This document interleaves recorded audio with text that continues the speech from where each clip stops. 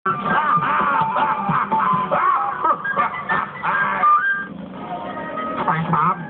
SpongeBob! Sir! Huwag mo nang gawin yan. Sabi ko na nga ba darating ka, Santa?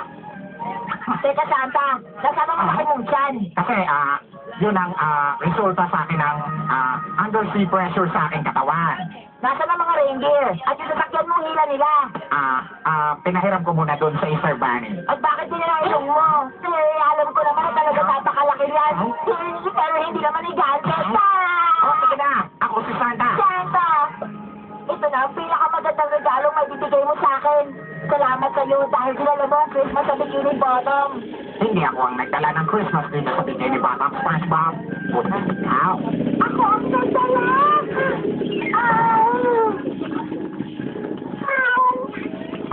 Merry Christmas, SpongeBob! Merry Christmas! Mabuti naman at natapos na rin yun. May regalo ka rin ba sa akin, Santa? Nako, kasi hindi naman talaga kasi ako ang... Sige, labas mo nga, Santa. Diba? Totoo talaga siya. Sinakatuparan niya ang Christmas wish ko. Hindi ka rin nabibiguin.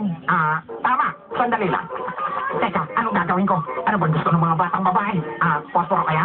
Sweden kit kaya? O kopya ng birth certificate ko? Siguro naman may makikita ako dito. Isip, isip, isip. Tama. Heto na ang regalo ko sa'yo. Ho, ho, ho. Salamat, Santa! Aba, nakakatuwa naman yun.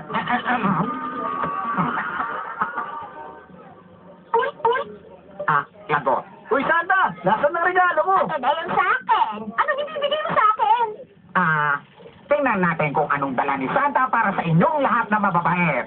Mag-isip ka, Santa. Regalo para sa mga tao. Aha! Isang mangkok ng mashed potato para sa'yo. Salamat, Santa. Ito talaga ang gusto ko. Isang bagong hairstyle. Salamat, Santa. Para sa'yo to, Patrick. Wow! Ang gandang wristwatch!